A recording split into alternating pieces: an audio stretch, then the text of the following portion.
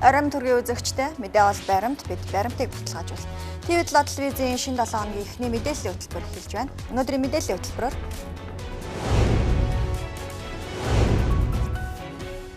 Дархны багчууд Монголын анхны хүүхдийн төмөр замаар аялж байна.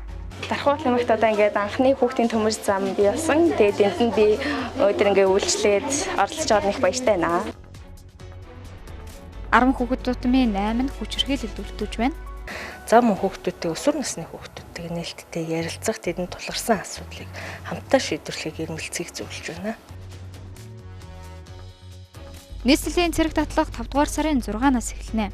Цэрэг татлахын нийслэлийн цэрэг татлахын төвчөнд гаргасан шийдвэрийг үндэслээд бид төвийн 6 дүүрэгтэй одоо хил ба дотоодын цэргийг зөвхөн татж байгаа болохоор төвийн 6 дүүрэгтэй явуулах боломжтой гэж үзэж.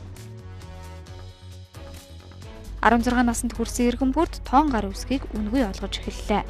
Тодруулбал гэрээ контракт хийх, худалдаа авах гэрээ хийх гэх мэтчлэн энэ үйл ажиллагаанд хэрэглэгдэх ийм томоохон давуу талтай юм аа. Эхний мэдээ хүргэе. Улсын их хурал дахь Монгол Ардын намын бүлгийн ээлжид хуралдаан өнөөдөр болж хоёр асуудал хилэлцэж шийдвэрлэлээ. Тодруулбал хүчин төгөлдөр мөрдөгдөж байгаа хөдөлмөрийн тухай хуульд аж ахуй нэгж байгууллага хүүхэд хамгааллын бодлоготой байна гэж заасны дагуу Улсын их хурал дахь Монгол Ардын намын бүлгээс дээрх бодлогоо бодитоор хэрэгжүүлэхийг аж ахуй нэгж байгууллагуудад уриалж ажиллагаа мэдгдлээ. Монгол улсад ковид цар тахал дэгдэхээс өмнө жилдээ 25 мянган хүүхэд ээж аав асар хамгаалагчийн хажууд гэмтэж, бэртэж, хүчирхийлэлд өртөж, тэрж бүхэл амнасаа алдах тохиолдолж гарч байсан юм а. Энэ тоо ковид цар тахлын үед 35 мянга болж өссөн. Боловсрол шинжлэх ухааны яам, эрүүл мэндийн яам, хөдөлмөр нийгэм хамгааллын яам олон улсын байгууллагуудаас эцэг эхчүүдийн хариуцлагын талаар соён гэгэрүүлэх ажлыг хийдэг боловч өнөөдөр нийгэмд төдийлөн хүрэхгүй байгаа юм а. Иймд өнөөдөр нийгэмд тулгамдаад байгаа гол асуудал улсын хурал дахь Монгол Ардын намын бүлгээс дүгнэлт хийх цаг болсон гэдгийг хэлж байна. За түүнчлэн шинээр мөрдөгдөж буй хөдөлмөрийн тухай хуулийн 43-ийн 3 дугаар зүйлд цааснаар ажил олгогч нь ажил амралтын цагийг зохицуулах, хөдөлмөр эрхлэлтийн уян хатан нөхцөл хэрэглэх зэргээр ажилтны ажил амьдралын тэнцвэрийг хангахад дэмжлэг үзүүлэх, хамтын гэрээ хөдөлмөрийн дотоод хэм хэмжээнд тусгах замаар ажилтны хүүхдэд ээлтэй хүүхэд хамгааллын бодлого хэрэгжүүлнэ гэж заасан байдаг. За энэ дагуу дээрх хуулийг аж ахуй нэгж байгууллагууд бодитоор хэрэгжүүлэхийг уриаллаа. За улсын их хурлын төрийн байгуулалтын байнгын хорооноос ажлын хэсэг гараад ажиллаж байгаа. Тэгээ сая анхны хэлцүүлэг хийгдсэн. Анхны хэлцүүлэг хийгдэх явцад гишүүдийн байр суурийн зөрөө их байсан. Ойлголтын зөрөө бас их байсан. Бүх төрлийн хяналтыг зогсоох нь буруу юм гэдэг ийм гишүүдийн байр суурь нэлээх дамгаалсан. Ийм учраас энэ асуудлаар Монгол Ардын намын бүлэг завсарлага авсан. Тийм учраас бүлгийн хурлаар энэ асуудлыг хэлэлцсэн юм а. Засгийн газраас өргөн барьсан хуулийн гол концепц бол төрийн хяналтууд явдгаар явна. Гэхдээ төлөвлөгөөт хяналтыг бүрэн зогсооё. 2024 оны 12 сарын 30 хүртэл төлөвлөгөөт хяналтыг зогсооё гэдэг ийм хуулийн зүйн өргөн барьсан юм. Бүлгийн хурлаанд улсын хурлын гишүүн, улсын хурал дахь хүчирхийллийн эсрэг лобби бүлгийн ахлагч Баяр сайхан хүүхдийн эрхийг хамгаалах чиглэлд хийж хэрэгжүүлж байгаа ажлын талаар мэдээлэл хүргэлээ. Монголд ковидын өмнө жилдээ 25 мянган хүүхэд ээж аавынхаа хажууд, асран хамгаалагчийн хажууд өөрийнхөө гэр оронд гэмтэж, бэртэж, бас хүчирхийлүүлж мөн одоо амнасаа алдах тохиолдолч байсан. За энэ тоо ковидын 20-ны үед бол 35 мянга болж өссөн байгаа. За боловсролын яам, хөдөлмөр нийгмийн хамгааллын яам, эрүүл мэндийн яамнаас эцэг эхийн хариуцлагыг сануулж одоо олон улсын байгууллагуудаас маш олон одоо соён гэгэрүүлэх ажлыг хийдэг боловч өнөөдөр бас нийгэмд төдийлөн хүрэхгүй байна. Гэмтэл, эмнэлэг, түлэнхийн эмнэлэг, их нялхсан эмнэлэгт сургууль цэцэрлэг дотор байр ажиллаагүй энэ 20-ны үеэр яг өөрийнхөө гэрт гэмтэж бэртсэн энэ түлэгдсэн янз бүрийн одоо юм уусан, залгисан, зодуулсан ийм хүүхдүүд бол олноороо ирж исэн одоо ч байгаа. Тийм учраас өнөөдөр яг нийгэмд тулгамдаад байгаа гол асуудал нь яг өнөөдөр яг юу юм бэ гэдэг дээр бид бүгдээрээ дүгнэлт хийх цаг болсон. Ингээд хүүхдийн төлөө үндэсний зөвлөлд бүх одоо яамдын төрийн нарийн бичгийн дарга дид сайд нар ордог, агентлагийн дарга нар ордог, шүүх прокурор цагдаагийн байгууллагын удирдлагууд ордог, олон улсын байгууллагууд ордог, Монголд бас итгэмжтэй үйл ажиллагаа явуулдаг төрийн бас байгууллагуудын төлөөлөл ордог.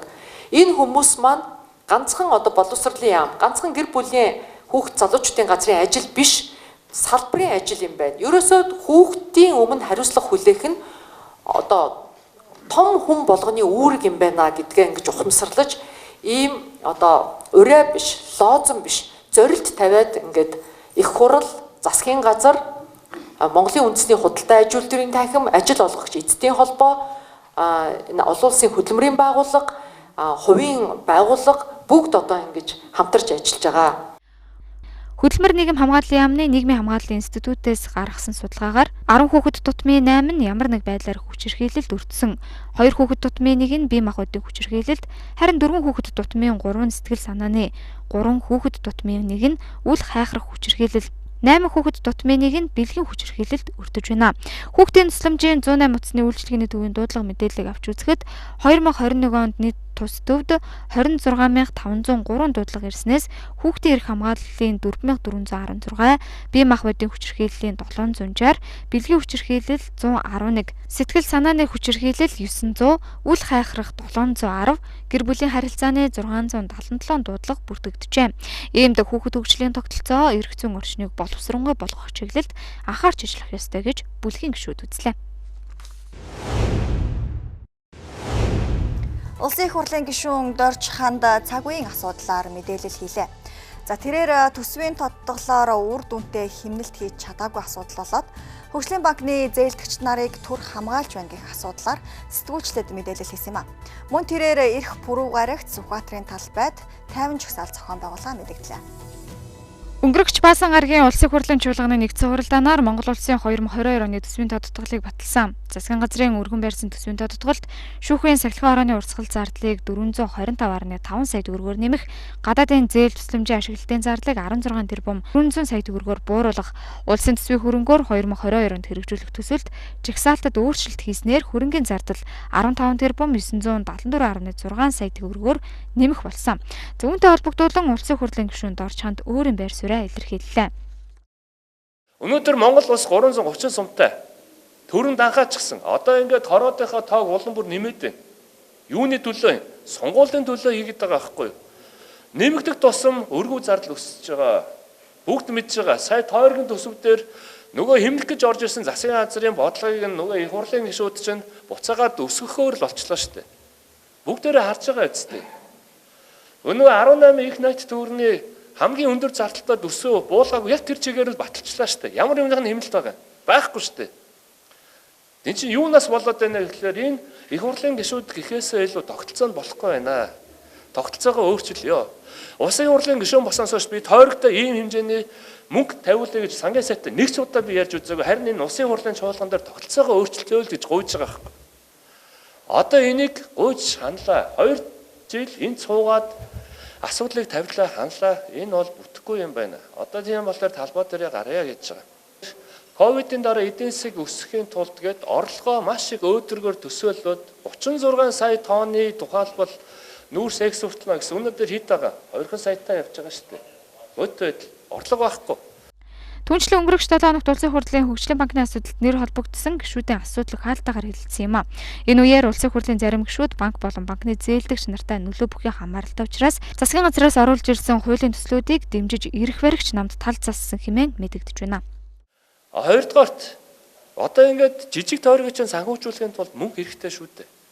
Гэтэл мөнгөө эдгээр чи хаанаас аваад байгаа гэхээр төрийн өмчийн компани нөгөө хөгжлийн банкнаас жидүү сангаас мөнгө аваад тулгаа хийгээд байна шүү. Өнөөдөр тулгаа хийсэн хүмүүс чинь орж ирээд хуулийн хамгаалтанд орчоод байна шүү дээ. Над мэдээлэл авсан хамгийн их хамгаалсан хүн бол сайн хүүгийн Ганбаатар гэдэг хүн хамгаалсан байх шүү. Ямар их шудраг ус төрч билээ. Хэдэн жил бид нар шудраг гэдэг билээ. Гэтэл тэр хаалтаа уралдааны цаана хамгийн их хүчтэй ярьж хамгаалсан хүн нь сайн хүүгийн Ганбаатар байна. Яагаад гэвэл өөрийнх нь асуудал хөгжлийн банкн дээр явж байгаа юм байна. Жишээ нь ийм л байхгүй юу? Шудраг дур үүдүүлсэн тэр Алтууя гэдэг хүн хамгийн их сандарсан, хамгийн их тэр нөгөө настай хүмүүстэй гишүүдтэйгээ ярьж ингээ лобби үүсгэсэн. Тэгээ хамгааллаа гэж бодоод байгаа шиг байна. Үгүй ээ. Та нар шудраг байж болно. Гэтэ бид залуу үеийнхэн ийм байж болохгүй гэж бодож байна. За иймд тэрээр эх буруу гарагт буюу 5 дугаар сарын 5-ны өдөр Сүхбаатарын талбайд 12 цагаас өөрсдөө өөрчил үгүй бол тар нэртэй 50 жагсаалыг зохион байгуулахаар мэдгдлээ. Баянгор аймгийн үйлдвэрчний эвлэлийн холбоо энэ жил олон улсын хөдөлмөрчдийн эв санааны өдрийг цалин хөлс нэмэгдүүлэх, үнийн өсөлтийг зогсоох, улмаар бууруулах хүрээнд ор жагсаалыг зохион байгууллаа. Өнөөдөр Монгол улсын нийт хүн амын 70%-ийн зарлага орлогоос давсан буюу ядуу ангилалд багтаж байна. Хөдөлмөрчдийн авч байгаа цалин хөлс орлого нь тэдний амжиргааны наад захын хэрэгцээг хангаж чадахгүй байна. Өрхийн орлогын 66%-ийг цалин тэтгэвэр бүрдүүлж байна. Дэлхийн улс орнуудад цалин хөлсний доод хэмжээ нь дундаж цалингийнхаа 67%-тай тэнцдэг байна. За гэтэл Монгол улсад энэ харьцуулалт дөнгөж 32.3%-тай байгаа юм а. Статистикт дурдсанаар ядуурл 27.8% болж 1.6 пунктээр буурсан гэдэг нь бодит үзүүлэлт биш болох нь амьдрал дээр нотлогдож байна. Энэ байдлаас үзэхэд хөдөлмөр эрхлэлт хүмүүсийн 60% нь орлогын ядуурл орсон гэсэн тооцоо гарч байна. Тиймээс Монголын үйлдвэрчний эвлэлүүд цалин хөлс тэтгэврийг нэмэгдүүлэх нь зүй ёсны хэрэгцээ шаардлага байна гэж үзэж байгаа юм а. Улаанбаатар хотод оршин суудаг жирийн өрхийн хүнсний хэрэглээ багцдгийг би тодорхойлж боломжит багцдгийг тодорхойлж гаргасан үнд нь бол өндөр талах наран цэцгийн тоос хям, сонгон, төмс, жуус, цагаан будаа, хоньны мах, сүү, гурил гэсэн. Энэ бол нэг 4 амбултай өрхийн 1 хоногийн хэрэглээ гэж тансаг зүйл байхгүй. Тэгтээ бол одоо боломжийн өдөр оройн хоол хийх хийх шаардлагатай хүнсэд би тодорхойлж байна. За энийг 18 оноос хойш энийг аваад сар болгон үнийн өсөлтийг тодруулж явахад бол өнгөрсөн 4-р сарын 1-нд 5-р сарын 1-ний хооронд бол үн үл 3.5% өссөн байгаа юм багцын. 4 сарын 1-ээс 5 сарын 1-ний хооронд хамгийн өндөр өсөлттэй байгаа нь бол төмс байна. 30% нэмэгдсэн үнэ. Мах байна. Жуус байна 10% нэмэгдсэн. Мах, хоньны мах, цул мах 5% нэмэгдсэн. Бид худалдаа авалтаа бол номын супермаркетаас хийж байгаа. Тэгээд бол одоо 3.5% сүүлийн сарын дотор нэмэгдсэн байна. Харин яг энэ бүтээгдэхүүнээ 18 оны 1 сарын 18 2022 оны 5 сарын 1-ний 4 жил гарын хугацаанд бол 69.8%, тэгээд 70% нэмэгдсэн гэсэн. Тэгэхээр яг энэ хугацаа 4 жилийн хугацаанд өрхийн орлого цалин 70% нэмэгдээгүй шүү дээ. Тэгэхээр бол энэ бол нөгөө талаас нь хэлэхэд бол өрхийн худалдан авах чадвар хүнсэндээ зориулж орлогоосоо хүнсэндээ зориулж байгаа хэмжээ нь бол хувь нь бол огцон өсөж байна. Энэ бол ядуурлуу орчиж байгаа юм шинж. Өргөн хэрэглгээний бараа ажил үйлчилгээний үн одоо сараар биш. Одоо өдрөөр хоногоор одоо ингэж өсөж байна. Энэ үнийн өсөлтийг бол хөдөлмөр хийж байгаа жирийн иргэд бол даахгүй болж байна. Энэтэй холбогдуулаад энэ ажил хийж байгаа ядуучууд одоо нэмэгдэх, улс орондоо яран одоо ядуурлаг гэдэг аюулд нэрвэгдэх ийм нөхцөл байдал ерөнхийдөө үүсэж байна. Тэгэхээр өнөөдрийн одоо бидний цуглаан жагсаалын гол одоо агуулга юу вэ нөхдөр энэ өдөр хоногоор нэмэгдэж байгаа өргөн хэрэглгээний бараа бүтээгдэхүүний үнийн одоо өсөлтийг зогсоох, улмаар бууруулах хоёрдугаар хамгийн чухал асуудал юу вэ нөхдөр энэ иргэд хөдөлмөрчдийн цалин хөлсийг нэмэгдүүлэх ажил маш чухал байна. Сүүлийн 2 жилийн хугацаанд цалин хөлс дөрөвтэй нэмэгдээгүй үед өргөн хэрэглээний бараа бүтээгдэхүүн ажил үйлчилгээний үн ямар ч хяналтгүй нэмэгдэж 25.1%-аар өсжээ. Зарим нэр төрлийн бараа бүтээгдэхүүний үн 2-оос 3 дахин нэмэгдсэн нь инфляцийн төвшин 2 оронтой тоонд шилжиж хүргэсэн. Өрхийн амжиргааны наад захын зардал нэмэгдэж, айл өрхийн амьдрал өдрөөс өдөрт доройтож амьдралын төвшин буурсаар байна. Энэ байдал орон нутагт ч мөн ажиглагдаж, тухайлбал Баянгор аймагт болсон цалин хөлсөө нэмэгдүүлэх, үнийн өсөлтийг бууруулахын төлөө сэдвт хөдөлмөрчдийн жагсаалаас улс орны эдийн засаг, нийгэм цагуйн болон иргэд хөдөлмөрчдийн амжиргааны өнөөгийн нөхцөл байдал цаашид гарч болох хүндрэл бэрхшээлийг тал бүрээс нь авч хэлэлцээд Монгол улсын хурал засгийн газарт шаардлага хүргүүлэхээ мэдэгдээд байгаа юм а. Мэдээллийн хөтөлбөртэй хамт байгаад баярлалаа. Одоо үзэгч та бүхэнд зарим мэдээллийг товчлон хүргэе. Япон улсын гадаад хэргийн сайд Хаяши Йошимасагийн Монгол улсад хийж байгаа албан ёсны айлчлалд үргэлжилж байна. Тэрээр өнөөдөр Монгол улсын гадаад харилцааны сайд Бат Цэцэг болон ерөнхий сайд Оюун Эрдэнэтэй уулзсан бол маргааш Монгол улсын ерөнхийлөгч Хүрэл Сүхэд барлах юм. Сайд Хаяши Йошимаса Монгол улсын гадаад харилцааны сайд бат цэцэгтэй хийсэн уулзалтаар Япон улсын засгийн газрын буцалтгүй тусламжийн хүний нөөцийг хөгжүүлэх тэтгэлэг хөтөлбөрийн харилцан солилцох нот бичигт гар үсэг сурлаа. Хүний нөөцийг хөгжүүлэх тус тэтгэлэг хөтөлбөрийн хүрээнд 2023 онд Монгол улсын төрийн албан хаагч 16 залуу мэргэжилтнийг Япон улсад магистрантын сургалтанд суралцуулахаар болсон байна. Нийслэлийн удирдах ажилтны шуурхай зөвлөгөөнөөр нийслэлийн хэмжээнд ногоон байгууламжуудыг нэмэгдүүлэх, мод тарих, ургуулах, төгөл байгуулах, арчлах, зүлэгжүүлэх, мөн харшлаас сэргийлж шарилж хогийн урамлыг устгах ажлыг хуурийн дагуу зохион байгуулах, мөн зуны улирал эхэлсэнтэй холбогдуулан нийслэлийн усан оргилууруудыг 5 дугаар сарын 20-ны өдрөөс ажилуулах гэх мэт үүрэг даалгавруудыг өглөө.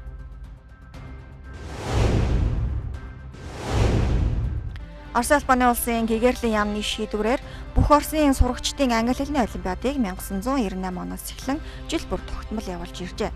Энэ жилийн олимпиадын сүүлийн шатны шалгаруултыг Москвагийн лингвистикийн их сургууль 4-р сарын 25-наас 30-ны өдрүүдэд зохион байгуулжээ. Орос улбаны улсын холбооны 85 субъектүүдээс хэдэн 10,000 сурагчид өрсөлдсөн англи хэлний олимпиадын 10-р ангийн сурагчдын ангилалд Москва хотын Коньково дүүргийн 17-р дунд сургуулийн сурагч Энх хотын Номолон 3-р байр эзэлжээ.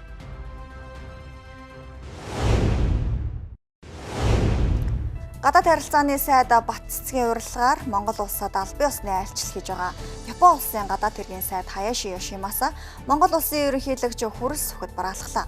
За энэ үеэр ерөнхийлөгч Япон улсын гадаад хэргийн сайдын айлчлал нь Монгол-Японы стратегийн түншлэл өндөр түвшинд хөгжиж байгаагийн илрэл гэдгийг тэмдэглэлээ.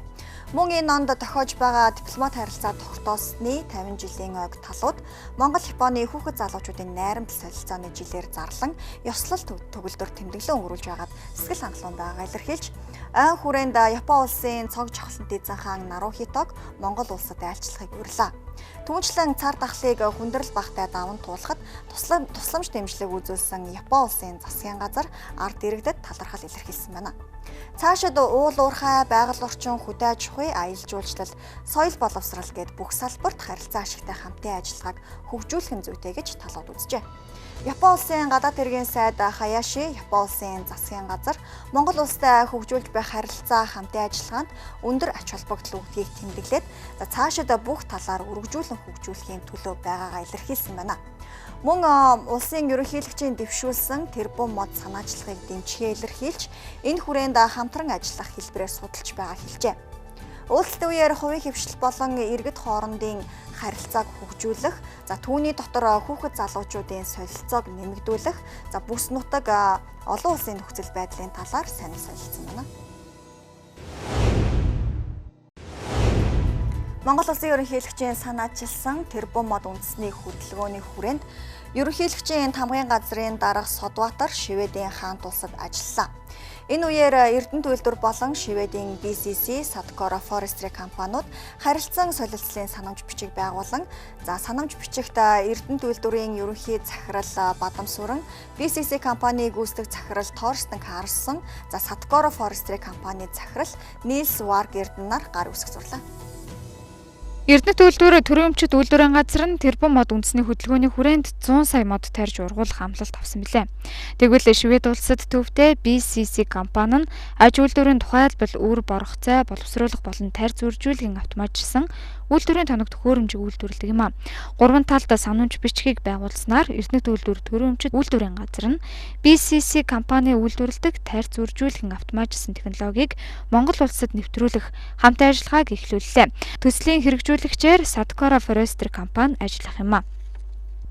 Автоматжсан хагас автоматжсан ч гэж бас байж болох ийм үржүүлгийн системийг бол Монгол улсад нэвтрүүлэх бол заашгүй шаардлага байна. Иж бүрэн систем нь бол мэдээж энэ тухайн хэрэглэгчийн захиалгын дагуу бол янз бүрийн овор хэмжээгээр бол үйлдвэрлэн гаргадаг ийм зүйлтэй бол танилцаж бас тодорхой хамтран ажиллах болон Монгол улсад нийлүүлэх боломж дээрээс нь Монгол улсад суйрлуулах боломжийн талаар бол урьдчилан судалгааг бол хийж бас тодорхой хэмжээнд хамтын ажиллагааны гэрээ байгуулах чиглэлд бол ажиллаж байна гэж ойлгож байна. Тэгэхээр үйлдвэрийн зүгээс танилцуулж байгаагийн дагуу бол үнэ хэлсэнчлэн хэрэглэгчийн шаардлагад нийцсэн мэдээ тухайн орны байгаль орчин нөхцөл хөрс ус усны хангамжлал зэргийг хүчин зүйлд нь тулгуурлаад баг дунд том оврыг гэсэн одоо 3 хэлбэрийн одоо модульжуулалтын системийг ижбүрийн системийг бол нийлүүлэх боломжтой талаар бол харилцан ярилцлаа. Эрдэнэ төлөвлөлтөөр гарын үсэг зураа зогсохгүй. Цаашдаа бид энэ Монгол улсынхаа компаниудад түгээн дэлгэрүүлэх, хамтарч ажиллах энэ эхлэлийг тавьж байна. Уулуурхайн үйлдвэр гэдэг бол нөгөө талд нь байгаль орчны асуудал байдаг. Тэр утгаараа бид энэ ажлыг Монгол улсын баатар эрдэнэ төлөвлөлтөөр манлайлж ажиллах ёстой гэж ойлгож байгаа. Монгол улсын ерөнхийлөгчийн нэгдсэн үндэсний байгууллагын эндэрээс зарласан тэрбум мод үндэсний хөдөлгөөнийг амжилттай хэрэгжүүлэхийн төлөө түрүү хувийн хвшил уулуурхайн компаниуд нэгдмэл санаа зорилгоор ажиллаж байгаа нь харагдаж байна. За өнөөдөр эрдэнэт үйлдвэр төрөмчид үйлдвэрийн газар болон төсөл хэрэгжүүлэгчтэй харилцан ойлголцлын самны бичиг байгуулж мөн хамтын ажиллагааны эхлэлийг тавьж байгаадаа баяртай байна. Дараагийн мэдээ. Иргэдэд тоон гарын үсэг олгож эхэлж байгаа талаар улсын бүртгэлийн байгууллагаас мэдээллээ. Цахим гарын үсгийн тухай хуулийн шинжилсэн найруулгыг 5 дугаар сарын 1-ээс мөрдөж эхлэхээр тогтсон. За улмаар хуульд зааснаар улсын бүртгэлийн байгууллагаас 16 наснд хүрсэн иргэнд 5 жилийн хугацаатайгаар тоон гарын үсгийг олгож байна. 16 наснд хүрсэн иргэн бүр тоон гарын үсгийг үнэгүй болгож эхэллээ. Ингэхдээ иргэний үнэмлэхний чипэд гар утасны аппликейшн тоон гарын үсгийг суулгаж байгаа юм байна. Ерөнхийдөө тоон гарын үсгийг олгох ажил үндсэн 3 үн шаттай юм байна. Нэгдүгээр улсын бүртгэгч нараа дамжуулан 21 аймаг 9 дүүрэг 6 үйлчлэгийн төвөөр дамжуулаад тоон гарын үсгийг иргэдэд үнэгүй болгох, 2-дугаарт киоск машинаар дамжуулан тоон гарын үсгийг олгох, 3-дугаарт гар утасны аппликейшн ашиглан тоон гарын үсгийг олгох ажлыг энэ сард багтаан зохион байгуулах юм байна. За тоон гарын үсгийн хэрэглээг иргэд маш их асууж байгаа. Өөрөөр хэлбэл улсын бүртгэлийн байгууллага дээр биеийн давхцахгүй өгүүлэхээр хурууны хээ байдаг. За иргэний хувьд давхцахгүй өгүүлэх гэхлээр регистрийн дугаар бүртгэлийн дугаар гэдэг. Өнөөдөр хүртэл бид энэ бүртгэлийн дугаар байдаг юм уу, регистрийн дугаар байдаг юм уу, хурууны хээгээ ашиглаад төрөл бүрийн үйлчлэгийг авдаг байсан бол за одоо бид нар цахим үндэстэн цахим шилжилт рүү орсноороо бид нар тоон гарын үсгийг хэрэглэх ийм шаардлага зүйлсээр гарч байгаамаа. За тоон гарын үсэг гэдэг маань өөрөө аливаа цахим систем рүү нэгдүгээрт нэвтрэлт хийх. За хоёрдугаарт одоо цахим орчинд төрөл бүрийн харилцаанд орох. Тодруулбал гэрээ контракт хийх, худалдаа авах гэрээ хийх гэх мэтчлэн энэ үйл ажиллагаанд хэрэглэгдэх ийм томоохон давуу талтай юм аа. Тоон гарын үсгтэй болсноор иргэдийн амьдралд олон давуу талууд үүснэ гэж харж байна. Тухайлбал бодит амьдрал дээр энэ гарын үсгийг бий зурсан, зураагүй гэх асуудал үүсдэг. Харин тоон гарын үсэг энэ асуудлыг бүр мөсөн шийдэх нэ. Гадаад байгаа иргэдийн хувьд дипломат төлөөлөгчийн газараа дамжуулан тоон гарын үсгийг авах боломжтой бөгөөд олон улсаас Монголд үйл ажиллагаа явуулахад өөрийн биеэр гарын үсэг зурах шаардлагагүй болж байгаа юм аа. Төрийн байгууллагууд хуулийн этгээдүүд хувь хүн ч гэсэн энэ тоон гарын үсгийг хэрэглээ захим орчинд төрөл бүрийн захим үйлчлэгээ үзүүлэх ийм шаардлага бий болж байна. За улсын бүртгэлийн байгууллага өөрөө 22 төрлийн лавлага 54 төрлийн үйлчлэгийг ийм Монгол дээр захимаар үзүүлдэг. Тэгэхээр манай энэ бүх үйлчлэгээ тоон гарын үсгээр дамжуулаад авах болцоотой болж байна гэсэн. Сая би нээлттэй үгэн дээр бас хэллээ. Ерөөсөө тоон гарын үсэг гэдэг бол зөвхөн Монгол улсад амьдарч байгаа энэ иргэдтэй биш, гадаадд суугаа Монгол улсын иргэдэд бас их давуу талтай байж байгаа. Өөрөлд биеэрээ ирж чадахгүй байгаа. Гэхдээ цахим орчинд танигдах шаардлага үүсэж байна. Энэ танигдах шаардлагыг өнөөдөр улс хийж байгаа хамгийн сайн технологи бол тоон гарын үсэг байна. Тоон гарын үсгийг бий болгосноор e-паспорт буюу цахим паспортын дэд бүтцийг хамтан шийдэж байгаа юм байна. Өөрөөр хэлбэл 2023 оноос цахим гадаад паспортыг хэрэглэж эхлэн үүний дэд бүтцийг тоон гарын үсэгтэй уялдуулж хийжээ. Улмаар цаашдаа ч тоон гарын үсгээр маш олон үйлчилгээг авах хаалга нэгдэнэ гэж улсын бүртгэлийн ерөнхий газраас мэдээллээ. Улс орон даяар 2022 оны 1-р ээлжийн цэрэг татлага өрнөж, аймаг орон нутагт цэргийн насны залуусыг эрүүл мэндийн үзлэгт хамруулж байна. Харин Улаанбаатар хотод 5 дугаар сарын 6, 7, 8-ны өдрүүдэд цэргийн насны залуучуудын эрүүл мэндийн үзлэгийг эхлүүлэхээр болжээ.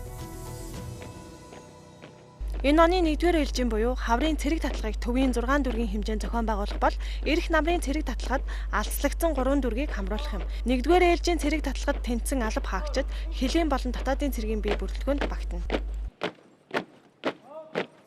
За манай цэрэг татлагын байрууд хаан улд дүүрэг дээр нийслэлийн боловсролын нийслэлийн ерөнхий боловсролын 34 дугаар сургууль, Сүхбаатар дүүрэг 31 дугаар сургууль, Сонгон найрхан дүүрэг 83 дугаар сургууль, Баянгол дүүрэг 96 дугаар сургууль, Баян зүрх дүүрэг 14 дугаар сургууль гэж байрлаж цэрэг татлагын үйл ажиллагаа явагдахаар бэлтгэл ажлыг хангаад байна. За энэ удаагийн цэрэг татлагаар бид бүхэн дэлхийн нийтийг амарсан цар тахал сүүлийн 2 жил гаруй хугацаанд бас нэлээдгүй чанга хорио дэглэмтэй байлаа. Бид бүхэн халдвар хамгааллын дэглэмээ мөн алдахгүйгээр улсын онцгой хөмсөөс гаргасан заавар зөвлөмж, зам эрүүл мэндийн мэрэгжлийн байгууллагуудын гаргасан зөвлөгөөг дагаж мөрдөж энэ цэрэг татлагын ажлыг явуулахаар төлөвлөж ажиллаж байна. За яг энэ удаа бид нэр ер нь Монгол Улсын засгийн газрын тогтоолоор зэвс түвшинд сүүлийн 2 жилд нэг удаа цэрэг татаад байгаа. 2021 оны 2 дугаар ээлжийн цэрэг татлагаар бид захын дүүргүүдэд хамруулж татсан. За энэ удаа бол яг цэрэг татлагын нийслэлийн цэрэг татлагын төвчөн дээр гаргасан шийдвэрийг үндэслээд бид төвийн 6 дүүрэгтэй хил ба дотоодын цэргийг зөвхөн татж байгаа болохоор төвийн 6 дүүрэгтэй явуулах боломжтой гэж үзэж. Түүнчлэн коронавигийн нөхцөл байдлаас үүдэн 2 жилийн хугацаанд төр зогссон оюутан цэрэг хөтөлбөр энэ жил анх удаа e-Mongolia цахим платформоор бүртгэл явуулсан. Нийт 1472 оюутан бүртгүүлсэн. Эдгээр оюутнаас гол чоноогоор жигсан эрүүл мэндийн үзлэг биеийн тамирын шалгалтанд хамруулсан бөгөөд сонгон шалгаруулалтанд 490 оюутан тэнцжээ. Цэргийн яадмын тухай хуулийн цаагдаад өгсөн оюутан цэргийн сургалт маань 2 жил завсарлж байгаад энэ жилээс сая 3 дугаар сарын 1-ээс e-Mongolia системээр бүртгүүлээд за мөн батлан хамгаалах яам, боловсролын яамтай хамтраад дүнгийн голч дүн өндөр байгаа энэ оюутнууд нь e-Mongolia систем цаанаас тавигдсан шаардлагын дагуу бүртгэлтэй хамрагдаад эрүүл мэндийн үзлэг, биеийн тамирын шалгалтыг өгөөд 4 дугаар сарын 1-ний өдрөөс эхлээд танхимын сургалтанд хамрагдаад явчихсан.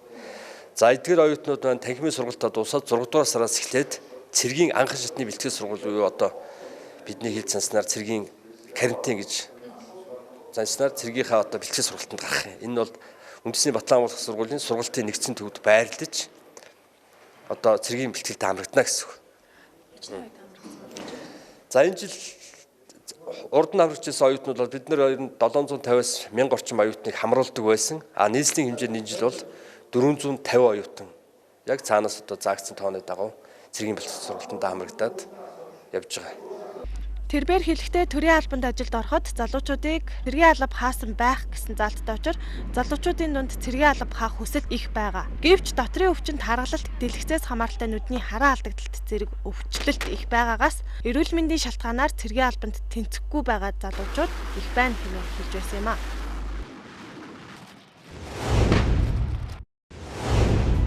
Иргэд цахим сүлжээ ашиглан шин төрлийн сэтгцэд нөлөөт бодис захиалж олон улсын шуудан илгээмж ашиглан ачаа бараа эд зүйлс нуун далдлах замаар улсын хилээр хууль бусаар нэвтрүүлэх орлого гарсаар байна.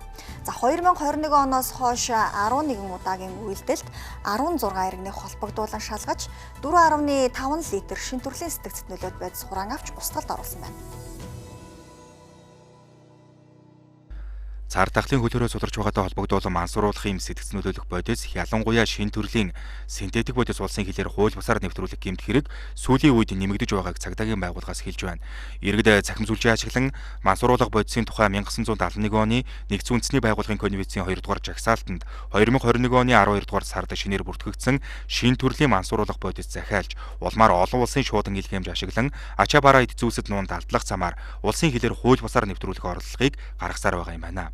Улмаар цагдаагийн байгууллага холбогдох байгууллагуудтай хамтран удаа дараагийн үйлдэлийг илрүүлэн таслан зогсоожээ. Мөн мансууруулах юм сэтгц нөлөөт бодисын хууль бус эргэлтийн гадаад зам суугийг таслан зогсоох тээвэрлэгч борлуулагч нарын хууль бус үйлдэл хяналт тавих ажиллагааг тогтмол явуулсаар байна. Гэмт хэргийн 40 орчим хувь нь гадны улсуудаас Монгол улсын хилээр хууль бусаар нэвтрүүлэх. За газраар агаарын бомбтоор олон улсын шууд илгээмж каргогоор орж ирж байгаа. За жил ирэх тусам буюу ковидын нөхцөл байдалтай холбоотойгоор шуудан илгээмж каргогоор мансууруулах юм сэтгц нөлөөт бодисыг Монгол улсын хилээр хууль бусаар нэвтрүүлэх энэ гэмт хэрэг өссөн.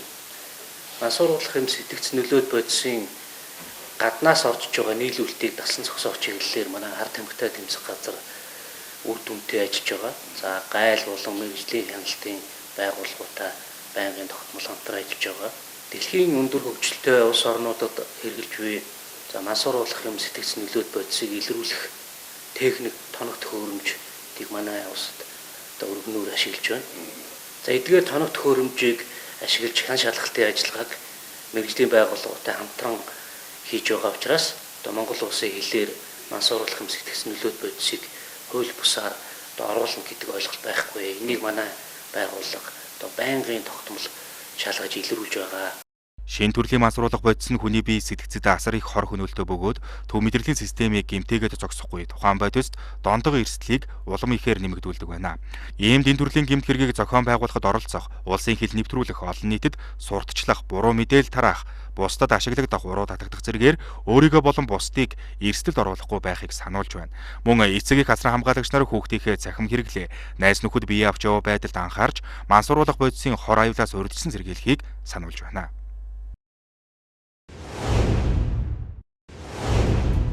Өнгөрсөн амралтын өдрүүдэд бага насны хүүхэд гэмтэж бэртсэн, төөрсөн, осолцсон 19 дуудлага нийслэлийн цагдаагийн ерөнхий газарт бүртгэгдсэн байна.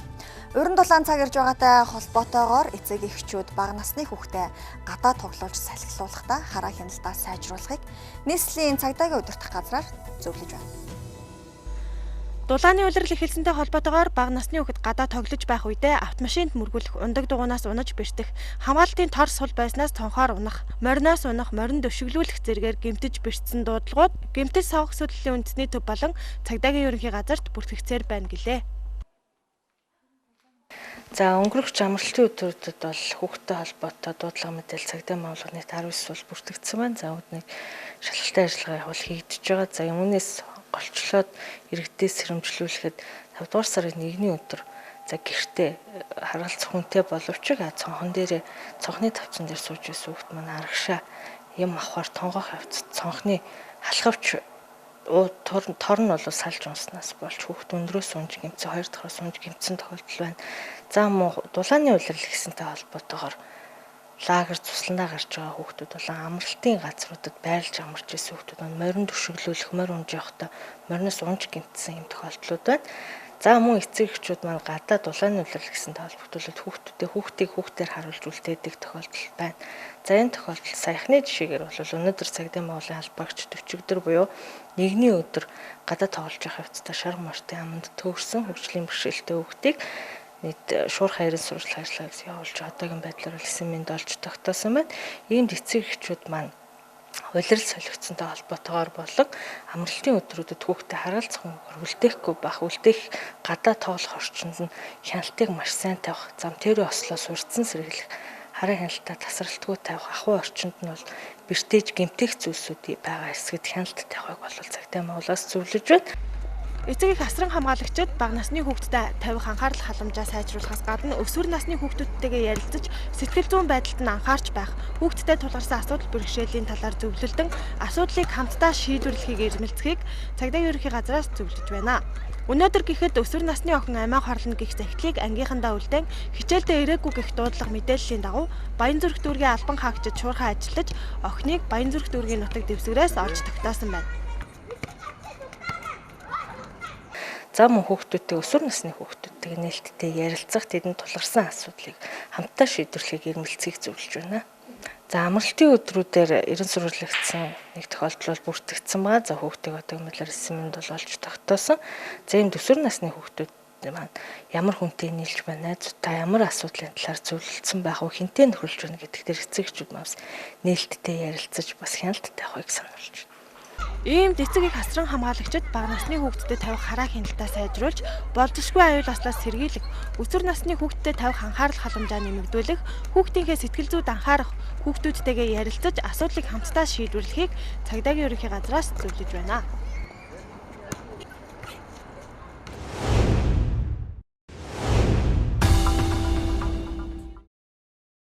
Даваа гарагийн мэнд төргөө үзэгчтэй бид энэ удаад Австри улсын Klagenfurt хотоос дархлаа судлаач Цэрэнхүүтэй зүүмээр холбогдож байна. За дэлхийн улс орнуудад тархаад байгаа коронавирусын халдварын нөхцөлөд болоод за мөн одоо иргэдийн дунд зөнхлөн тохиолдож байгаа. За системийн өвчлөлүүдийн талаарх мэдээллүүдээ үзэгч та бүхэн цувралаар хүргэж байгаа. За танд орой минь төргий. Та бүхэнд орой минь төргий.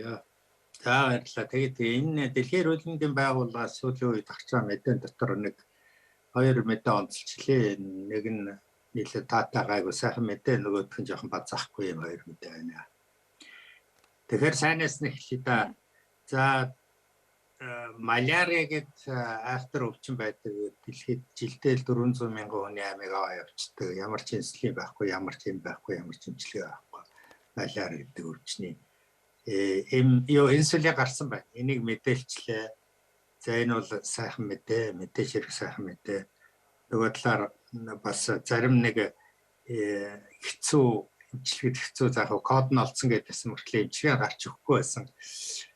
Хорт хавдрын эмнүүд гарсан наан зарлжлаа. Энэ бол сайхан мэдээ. Энэ сайхан мэдээнүүд байна. Тэгээ автоиммуны өвчний чиглэлээр бас хэдэн том стратеги гол зүйл гол юмнууд гарчиж байгаа юм байна. Энэ бол бас сайхан мэдээ. Яг бол автоиммунерлийн сүүлийн 2 жилд зовцоолол доо өндөрлөгтэй энэ талаар мэдээж хэрэг судалгаа шинжилгээ эрчимтэй хийгдэх нь ойлгомжтой. За базаахгүй мэдээ. За том базаахгүй мэдээ байна. За энэ бол нөгөө омикрон чинь дотоод омикрон дотроо мутацид орсон байна. Энэ бол тодорхой болчлоо. Тэгэхээр үлэндийн байгууллага бол бас төгшөр маягийн тийм юм хэлж байгаа юм байна. Төрөөчийн яриан дээрч би зогс дурдчихсан. Басж болохгүй, цаашдаа мутацлагдчих магадгүй юм шиг байна. Энэ бол намраас бий болох тийм бай. Тэгээд улс орнууд ус өөрсдөө стратеги төрөөчөөс хийгдчихлээ. Герман гэхэд одоо омикроны томол гэдэг алдаа омикрон. Томооны эсрэг бүх төрлийн томооны эсрэг түүн дотор ялангуяа омикроны эсрэг вакцин хийж дуусч байгаа юм байна. Ерөнхийдөө төсөглөлтөнд орсон 9 сараас эхлээд вакцинжуулна гэж байгаа шивтэй.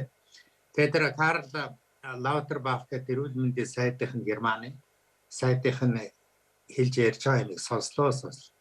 Тэгээд тэр шинээр гарах тэр ковид тэр омикроны мутац тэрийг бол туйлын үхлийн бариад гэж нэрлэж байгаа. Туйлын үхлийн бариад.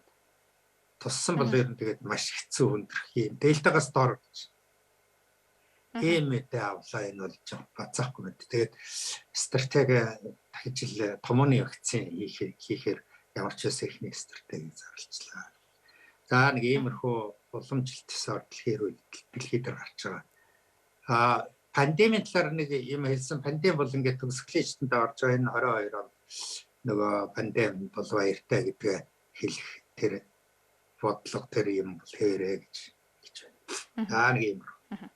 За одоо үндсэн сэдв рүү гарыг тийм ээ. За ялангуяа сүүлийн үед бол энэ сахарын өвчлөл маш их байна гэж яригдж байна. За сахарын өвчлөлийг орой хожим үед нь одоо оншилсноос болоод эрүүл мэндэд маш ноцтой хүндрэлүүдийг бий болгож байна шүү дээ. Тэгвэл сахарын өвчлөл гэж өөрөө яг юунаас үүсдэг вэ? За хэрхэн яаж сэргийлэх боломжтой вэ гэдэг талаар мэдээлэл өгөхгүй юу? Анхны нээсээ эрдэмтэд бол ерөөсөө ямар нэг эрхтээс болоод байна гэдэг явсаар байгаа л тэр Мегдонс гэдгийн нээлт нойр улчирхаан дээр тийм манайх товруу гэж ярьдیں۔ Тэр товруу арал Европ бол арал инсулин гэж. Инсулин гэдэг нь арал, инсулин гэдэг нь арал гэдэг үгнээс гарсан байгаа нь шүү дээ. Тэр арал гэдэг юмнууд байгаад байна. Тэнд л хамаг учир байна гэдгийг нээж Нобелийн шагнал авчихсан. Том лаборатори, Торонто том лаборатори байгуулж хүрийн нойр улчирхаанаас инсулин ялгаруулж гаргаж авч анхны туршилтаа хүн дээр хийжсэн. Дараа нь тэр Нобелийн шагнал авсан эрдэмтэн инсулины лаборатори гаргаж. Ийм л очиртай. Тэгэхээр энэ бол судалгаа шинжилгээний диабетийн судалгаа шинжилгээний дунд шат хинийхэн дээр эртний дараагийнхын дунд одоо бол өөр болсон л да. Одоо бол арай өөр судалгаа явуулдаг болсон. Тэгээд нойр улчирхаан чинь өөрөө 3 хэсгээс бүрдэн ш толгойн хэсэг, дунд хэсэг, төсгөлийн хэсэг буюу сүүл гэдэг. Тэгээд сүүлэн дээр чинь нэг тийм товруу гэж яриад байгаа тэр арал бол нэг 5 сая орчим тийм товруу байна.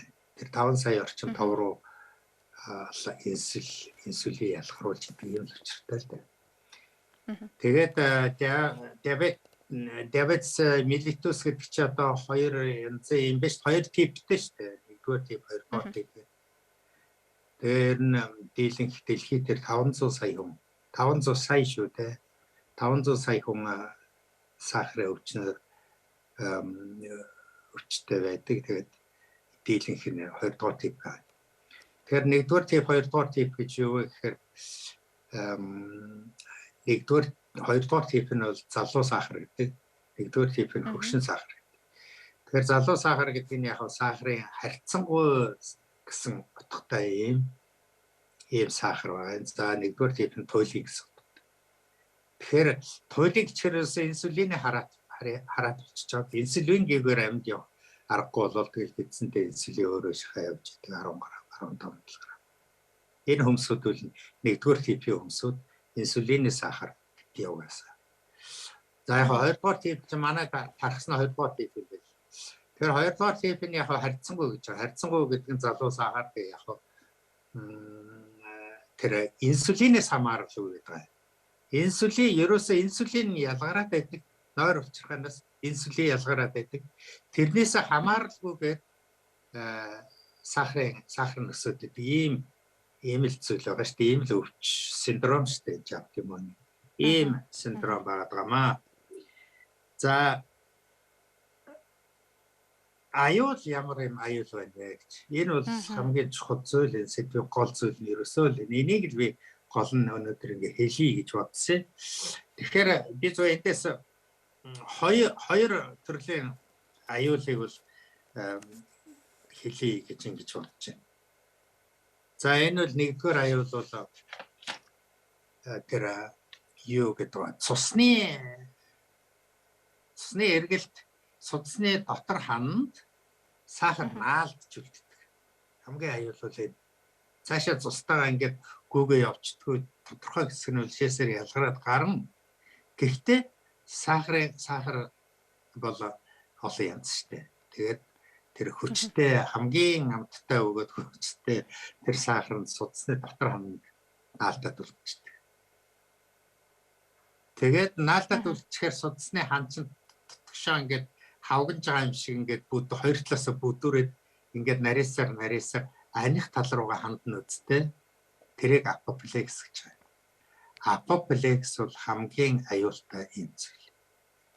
Яг үхээр нарийсаар гал тэгэл нэг өдрөл сайхан шөн гэж байна. Шөн ингээд анчдаг. Тэгээд нөгөө шөний өхлийн өвчгдээ сахарын өвчин ч угаас шөн толтой өвчин. Тэгээ ингээд анчтай зэрэг апоплекс болж байгаа. Тэр бол тэгээ апоплекс болсон хүн бол ерөөсөө 3 секундын дараа л баяртай. Тэгээд түргэн дуудаж амжихгүй. Тийм л аюул байдаг. За энэ бол нэгдүгээр аюул. Хоёрдугаар аюул бол ерөөсөө цуснд сахар байгаа учраас өдгөрөхтэй л нэгэн адил. Тэр цусны гүйлтэл саарна. Тэгээ ингээд явсараад апоплекс болохгүй байлаа гэхэд толгой тархинд очино. Тэгэл тархинд очиод тэр нь бол апоплексээ бодвол жоохон яг цаг хугацаатай 3 секунд ирэхгүй тэгээд тэр нь цусаар олдолж байгаа. Тэгээ энэ бол ихтэй хүлдөрөгдөг юм аюултай. Жирийн цусаар олдоос өөр штэ. Тэр чинь жирийн цусаар олчин капилларын судсууд хагарч байгаа зү. Инсулт гэдэг. Гэтэл энэ бол сахар бол бөглөж байгаа байхгүй. Тэр чинь жоохон этнолог гэдэг юм одоо тэр тал нь бол нэлээ этнолог тал нь бол нэлээ өөр юм зүйл. За ийм хоёр аюул бол байж байгаамаа. За тэгээ яах юм бэ? Одоо сахарын өвчтөд 500 сая хүн байна. Манайх бол энэ ангаах ухааны их сургуулийн залуу эрдэмтдний гаргасан тоо байдаг. 30,000 орчим хүмүүс байна гэж. Яг нийтдээ автоиммуны өвчтөд хүмүүсүүд дотор ороод явчихж байгаа юм л дээ. Тэгэхээр одоо цаашид яах ёстой юм бэ гэдэг. Энэ дээр би нэг хоёр зүйлийг ангилж хэлье гэж бодож байна. За нэгдүгээр төр яах ёстой вэ? Эрүүл мэндийн яам юу хийх ёстой вэ? Нэгдүгээр тест хийх ёстой. Ерөөсөө энэ сахарын өвчтөд манайд нэг тэр туйлын нэгдүгээр тип харьцангуй хоёрдугаар тип аль нь ч байлаа гэсэн ерөөс сахарын өвчтөд тоогч. Аймаг сум хороо хорон бүр нэр устай энэ тэн гаргаж ирэх ёстой. бүр тодорхой болгочих хэрэгтэй. Хяналтанд авах хэрэгтэй. Энэ ялангуяа энэ жил. Яагаад гэвэл энэ намар бас аюул ирэх автомын өвчтөй хөнөрөөл товтолдог ийм зүйлшүүдээ ковид чинь нас орсон дэлхийд дээр нас орсон ковидор нас орсон хүний 80% нь автомын өвчтөй байсан хааш. Зүйл юу вэ гэхээр хүмүүс юу анхаарах вэ? Яг сахарын өвчтөй хүмүүсд мэрэгчсэн байт юм уу? Тэгээ сахарын хэмжээ зохицуулаа өөрсдөө зохицуулаа яваад. Тэгээ сахарын дээр отны сэтлний боёо харьцангуй гэдгээсээ илүү болцсон байдаг шүү дээ. Нэгдүгээр тийм өмсөж бүр амтгай зэ явах үе. Энэ залуу сахар гэдэг бол залуучууд энэ дэр вэ хоёр юм хэлчих гэж бодож байна. Тэгээ жингээ барих хэрэгтэй. Хамгийн их хэлчин жингээс л болоод гаш сахар өвчин чухал. За хөдөлгөөний дутагдал, хөдөлгөөн маш их хэрэгтэй. Фитнест явах хэрэгтэй. Бие хаагаа хөгжүүлэх хэрэгтэй. Булчин ширмэс бие хэрэгжилт яваад байхад бол сахарын өвчин үйлс бас нэлээд цаашаа штэ. За дараагийн асуудал арх ерөөс сууж ерөөсө болохгүй. Тэгэд л шинж тэмдэг илрээл ингээл ам цангаал дахин хоол идмээр санагдаад чонон өлөн гэдэг штэ. Тэгэл цэцгэлэн байгаа мөртлөө хоол идмээр болоод идэх сахарын өвчний шинж тэмдэг. Тэгэл эхлэх юм бол нэг сахараа хэмжиж үзээ, эсвэл хэмжүүлээд хэмлэгдчихжээ. Гэлэн хэмжилт бол арай өөр штэ. Тэгээ ингээд энэ дээр дүгнэлт хийгээд энэ арх юу л ерөөс цэглэж хэрэгтэй байна. Залуучууд их арх ууч энэ бол буруу тийшээ яваад. Ялангуяа охтууд бүсгүйчүүд арх уудаг энэ маш буруу ш. Охтууд бүсгүйчүүд дээр нэг зүйлийг энэ харин оцлоод хэлчихье гэж бодчих. Тэр юу вэ гэхээр эмэгтэй хүн арх уугаад арх уул тестостероны хэмжээ өндгөвчөнд байгаа тестостероны хэмжээ ихсдэг. Тэгээд энэ эмчилгээгүй юмд орвол тэгэл хөөгтгөө болчихж байна. Ийм юмнуудыг цааш анхаарах зүйтэй байх л гэж ингэж бодож байна. Тэгээд чинь сүлд нь хэлэх нэг зүйл байна. Энэ бол сахарын өвчин бол соёл иргэншлийн өвчин гэдэг ааштай чинь автоиммуны 80 өвчин байдаг 80 дугаарт 80 навраар орсон хамгийн сүүлд бүртгэгдсэн. Тэгээ соёл иргэншлийн өвчин гэхээр соёл иргэншилтэй орнуудад их байдаг. Соёл иргэншилтэй орнуудад 20%. За манайх бол дундчаар тэрнээс бага харьцангуй 30,000 хүн л гэж тооцож байна. Тэгэхээр Америк ч бол их штэ. Өндөр хөгжилтэй орнуудын сахарын өвчлөлт чигтэй их байдаг. Тархалт бол тарган Америкуудыг харчлаас штэ. Тэгээ энэ бол өндөр хувьтай. Тэгээ яагаад гэж юм гэхээр соёл иргэншилтэй өндөр хөгжилтэй орнууд бол энэ хиймэл бүтээгдэхүүн их гарцсан. Энэ ковид ч гэсэн тэгэхээр соёл иргэншлийн өвчин л үүсэж таарч шүү дээ. Цаашаа одоо ямар аюул орж ирэх нь мэддэхгүй байна. Байнга л хэлдэг шүү дээ. Омикроныг басч болохгүй. Ямар ч ковид дотроо мутацлагддаг л байхгүй юу. Хамгийн аюултай нь омикрон. Одоо энэ шинээр гарах гэдэг мутант нь хүүхдүүд гэж хэлээгүй л байна л дээ. Гэхдээ ер нь бол вакцин герман вакцин 9 сараас гэж байна. За нэг иймэрхүү чиглэлийн юм хэлээ да. За танд баярлалаа. За баярлалаа. Үзэгчдэд даваа гарагийн тодруулга энэ хүрээд өндөрлөж байна. Үзэгч та бүхэндээ дотоодод болсон зарим мэдээллүүдийг хүргэсэн бол үргэлжлүүлэн дэлхийд дахин дөрвсөн онцлог мэдээллүүдийг дэлгэрүүлэн хүргэхээр студид орчуулагч Тамч Баярт ажиллаж байна.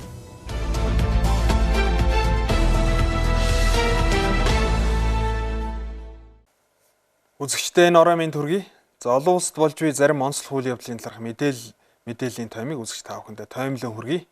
За өнгөрөх 7 хоногт Нэгдсэн үндэсний байгууллагын ерөнхий нарийн бичгийн дарга Антонио Гутерриш Оросын албаны улс болоод Украин улсууд айлчилсан. Тэр айлчлалын хүрээнд хоёр улсын төр засгийн тэргүүнүүдтэй хийсэн уулзалтаараа Оросын албаны улсын зэвсэгт хүчний бүсэлтэнд орсон Украины бүс нутгуудаас Украины энгийн иргэдийг нүүлгэн шилжүүлэхтэй холбоотой асуудлаар ярилцсан. За эдгээр уулзалтын хүрээнд талууд одоо хамтран ажиллах Нэгдсэн үндэсний байгууллага энэ асуудал дээр одоо тусалцаа үзүүлэх талаар бол ярилцсаны үр дүнд Оросын албаны улсын зэвсэгт хүчний бүсэлтэнд орсон Украины Мариуполь хот дахь гангийн үйлдвэрээс энгийн иргэдийг нүүлгэн шилжүүлэхтэй холбоотой 4-р сарын 30-наас одоо нүүлгэн шилжүүлэх ажиллагаа эхэлсэн байна. Тэгэхээр Оросын албаны улсын таас мэдээллийн агентлаг мэдээлснээр 100 орчим энгийн иргэдийг нүүлгэн шилжүүлэх үйл ажиллагаа явагдсан байна. Тэгээ Украиний Мариуполь хотын гангийн үйлдвэрт 1000 орчим иргэд хорогдож байгаа. За эдгээр иргэдийн үлдсэн иргэдийг нүүлгэн шилжүүлэх асуудал хоёр талын төлөөлөл зарим асуудал дээр тохиролцсноор бол үргэлжлэнэ гэдгийг бол энэхүү мэдээлэлд дурдсан байна. Тэгэхээр Европын холбооны улс орнууд Оросын холбооны улсын эсрэг авах 6 дахь вакц 20 гаруй хэмжээг авахар ажиллаж байгаа. Тэгэхээр Оросын холбооны улсын газрын тосны түүхий эдийн импортын эсрэг Европын холбооноос 6 дахь вакц 20 гаруй хэмжээний хүрээнд 20 гаруй хэмжээ авахар бол төлөвлөд байгаа. Тэгэхээр Германы засгийн газар буюу Германы төр засгийн зүгээс Оросын холбооны улсын эсрэг авах энэ 20 гаруй хэмжээнд бол дэмжлэг үзүүлэх нэгдэхээр болсон гэдгийг Deutsche Welle мэдээлсэн байна. Герман улсын эрчим хүчний сайдын өгсөн мэдээлэлээр Оросын холбооны улс Украинд цэргийн үйл ажиллагаа явуулж эхлэхээс өмнөх хугацаанд Оросын холбооны улсаас Герман улс эрчим хүчний хэрэгцээд түүхий эдийн хамаарал 35% байсан. За одоогоор энэ тоо хэмжээг бол үе шатаа бууруулж энэ богино хугацаанд бууруулснаар 12% хүрсэн гэсэн мэдээлэл өгсөн байна. Герман улсын зүгээс Оросын холбооны улсын эрчим хүчний хараат байдлыг үе шаттайгаар бууруулж ойрын хугацаанд Оросын холбооны улсын эрчим хүчний хараат байдлаас гарахаар ажиллаж байгаа гэсэн мэдээлэл өгсөн.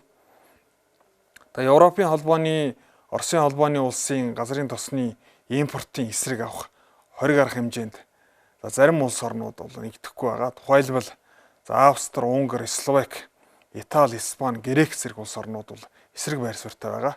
Яаралтай буюу энэ богино хугацаанд Оросын холбооны улсын эрчим хүчний хараат байдлыг бууруулах нэгсэндээ газрын тосны түүхий эдийн импортыг Оросын холбооны улсаас авахгүй байх нь эдгээр улс орнуудын эдийн засагт хүндрэлтэй нөхцөл байдал үүснэ гэдэг утгаараа эдгээр улс орнуудын төр засгийн зүгнээс эсвэл эсрэг байр сууриас хандж байгаа.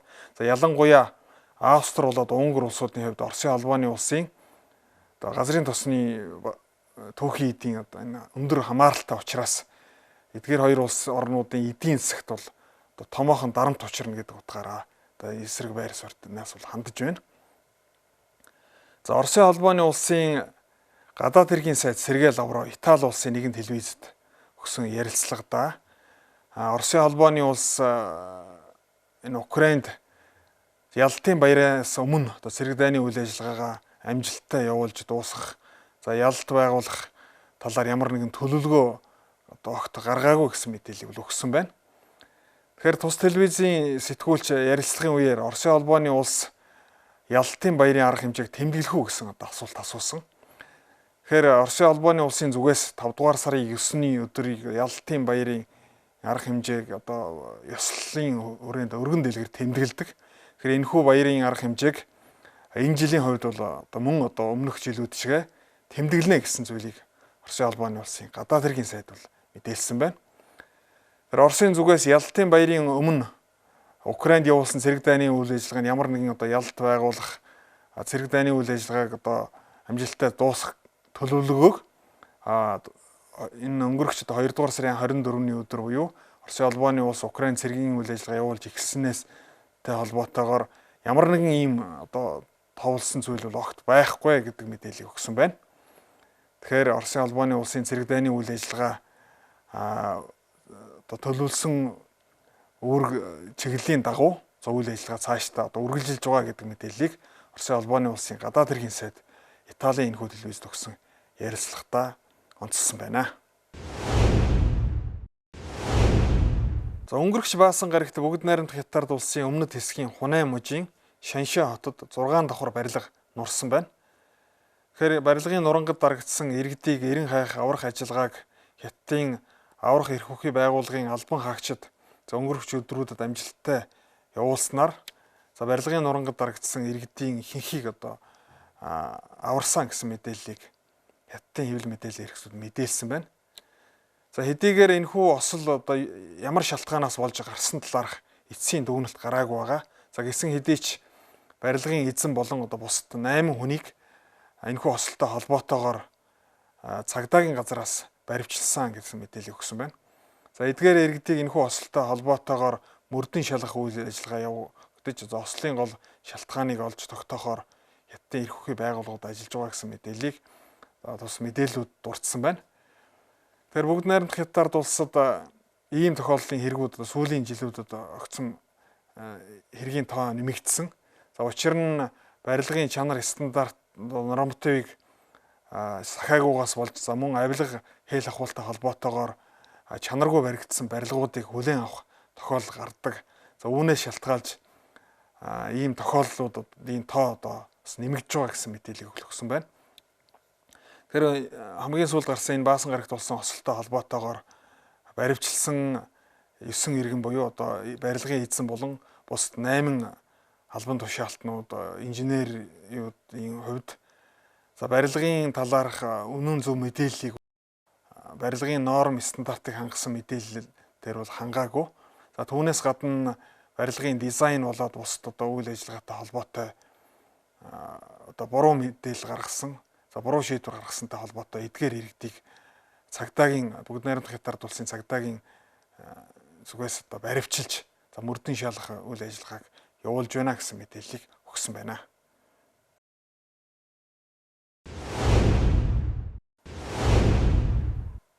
За үзэгчдээ дараагийн мэдээ танилцуулъя. За дэлхийд даяарх 2 тэрбум мусульманчууд өнөөдөр Эйд аль-Фитрийг тэмдэглэж байна. Тэгэхээр хижрийн тооллын Рамадан сарын турш за өглөөний гэгээ гарахаас эхлээд үдшийн бүрийн хүртэлх хугацаанд мусульманчууд одоо мацаг барьдаг. Тэгэхээр мацаг барьна гэдэг нь тухайн хүн одоо хорт суршилаасаа хүртэл одоо татгалзахад хүрдэг.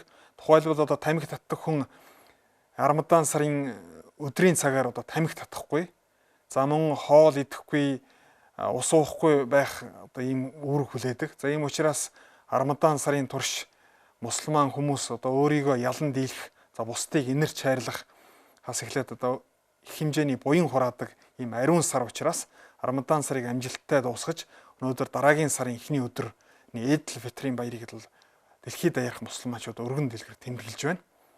Тэгэхээр Рамадан сарын турш жирэмсэн эмэгтэйчүүд бага насны хүүхэд болоод өндөр настай хүмүүс буюу хүнд өвчтэй хүмүүс энэхүү сарын турш одоо мацаг барихгүй байж болдог.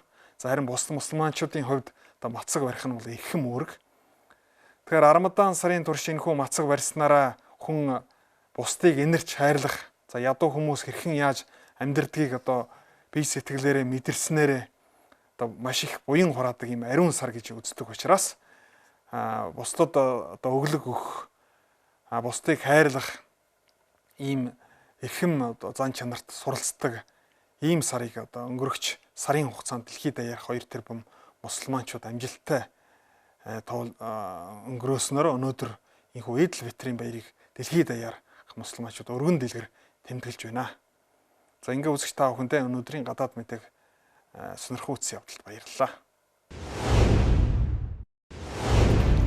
Даваа гарагийн орой мэдээллийн хөтөлбөртэй хамт байсан баярлалаа. Дараагийн мэдээллийн хөтөлбөр маргааш 19 цаг 20 минутаас хүрэх болно.